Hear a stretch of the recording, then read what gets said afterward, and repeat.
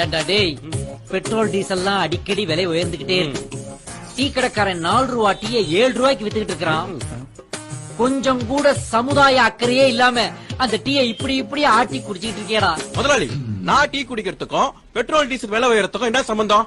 இந்த டீ என்ன petrol diesel போடுறாங்க? அட முண்டா பனியன் போட்ட முண்டமே, இதெல்லாம் உனக்கு ரவுண்ட் ட்ராலி போட்டு தாண்டா சொல்லணும். அதெல்லாம் ஒண்ணு வேணாம், ஸ்ட்ரைட்டாவே சொல்லுங்க கேப்போம். சொல்றேன்டா. 1 லிட்டர் க்ரூட் ஆயிலுடைய அடக்க விலை 41 ரூபாய் 74 பைசா.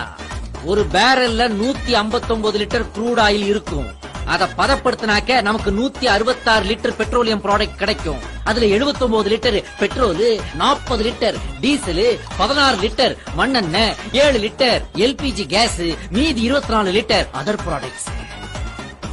இப்படி பிரிச்செடுத்த பெட்ரோலோட அடக்க விலை 1 லிட்டருக்கு 18 ரூபாய் 36 பைசா. அதோட டிரான்ஸ்போர்டேஷன் சார்ஜ் 1 லிட்டருக்கு 6 ரூபாய். ஏஜென்சி கமிஷன் 1 லிட்டருக்கு 1 ரூபாய் 5 பைசா. ஆக மொத்தம் 1 லிட்டர் பெட்ரோலோட விலை வெறும் 25 ரூபாய் 41 பைசா. ஆனா நாம 80 வரைக்கும் கொடுத்துதான் அத வாங்குறோம். நீ குடிக்கிற டீக்கும் பெட்ரோல் டீசல் விலை ஏத்தத்துக்கும் என்ன சம்பந்தம்னு கேட்டியே?